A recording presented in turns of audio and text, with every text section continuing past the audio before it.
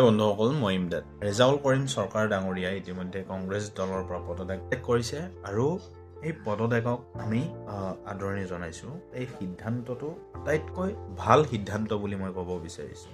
ৰেজাউল কৰিম ডাঙৰীয়াই আমচুৰ পৰা অব্যাহতি লোৱাৰ পিছতে দুদিনমান পূৰ্বে কংগ্ৰেছ দলত যোগদান কৰিছিলে আৰু যোগদান কৰি ৰাজনৈতিক সভাত তেখেতে ভাষণ প্ৰদান কৰিছিলে। সম উন্নয়নৰ কথা কৈছিলে, সম বিকাশৰ কথা কৈছিলে। তিনিচুকীয়া, শিৱসাগৰ এইবিলাক জিলাক লৈ যেনেকুৱা পৰ্যায়ৰ উন্নয়ন হৈছে সেই উন্নয়নৰ কথা কৈছিলে, সম বিকাশৰ কথা কৈছিলে, সম উন্নয়নৰ কথা কৈছিলে। একাংশ সংবাদ মাধ্যম, ৰাজনৈতিক নেতাসকলে, কিছুমান জাতীয় দল সংগঠনৰ নেতাসকলে এই মন্তব্যক লৈ বিৰূপ প্ৰতিক্ৰিয়া প্ৰকাশ কৰিছে, প্ৰতিবাদ সাব্যস্ত কৰিছে। ৰেজাউল কৰিম ডাঙৰীয়াৰ পুতলা জ্বলাইছে, তাতে থুৱাইছে, লঠিয়াইছে। এয়া এক চূড়ান্ত অপমান আৰু এক ভণ্ডামি। তেওঁলোকে অসমীয়া ভালকে বুজি পায় নে নাপায় মোৰ সন্দেহ আছে। যদি অসমীয়া ভাষা বুজি পালে হয় তেতিয়াহ'লে মই ভাবোঁ এনেধৰণৰ কাৰ্য কেতিয়াও নকৰিলে হয়, এনেকুৱা ধৰণৰ মন্তব্য কেতিয়াও নকৰিলে হয়। কিন্তু আটাইতকৈ দুৰ্ভাগ্যজনক কথাটো হ'ল, যিটো দলত যোগদান কৰিছিলে সেই দলৰ দুগৰাকী জ্যেষ্ঠ নেতাই যি মন্তব্য কৰিছে সেই মন্তব্যটো আৰু ভয়ানক।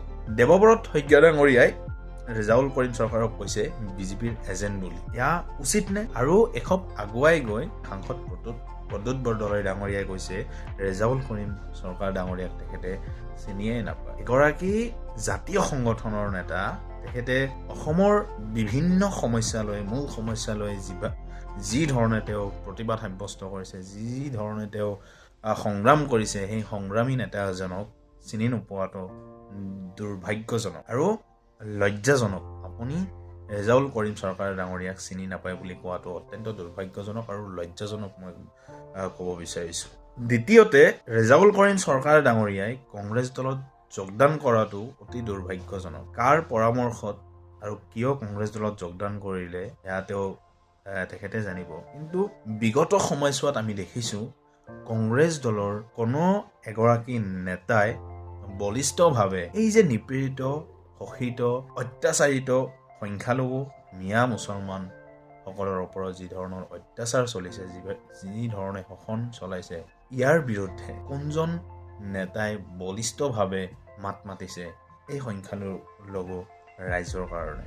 আৰু এইবোৰ জানিও যেতিয়া সেইটো দলত যোগদান কৰিলে সেয়া অতি দুৰ্ভাগ্যজনক। তেওঁ ভালকৈ জানে, কাৰণ তেখেতে ৰেজাউল কৰিম চৰকাৰ ডাঙৰীয়াই ইমানো কি বুলি ক'ম, তেখেত মেচিয়ৰ। তেখেতে সকলো জানিও তেখেতে সেই দলত যোগদান কৰিলে। আৰু পদত্যাগ পত্ৰত সামাজিক মাধ্যমত তেওঁ যি লিখিছে যে ধৰ্ম নিৰপেক্ষ দল, এইটো চাই আৰু হাঁহি উঠিছে।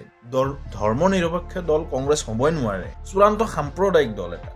আৰু সেইটো দলত আপুনি যোগদান কৰিলে এয়া অতি দুৰ্ভাগ্যজনক। যি কি নহওক, এয়া আচলতে মই ক'ব বিচাৰিছোঁ যে ৰেজাউল কৰিম চৰকাৰ ডাঙৰীয়াই কংগ্ৰেছ দলৰ পৰা পদত্যাগ কৰাৰ পিছত কংগ্ৰেছ দলৰ ক্ষতি হ'ব নে ভাল হ'ব, বা ৰেজাউল কৰিম চৰকাৰ ডাঙৰীয়াই পদত্যাগ কৰাৰ উচিত হৈছে নে অনুচিত হৈছে?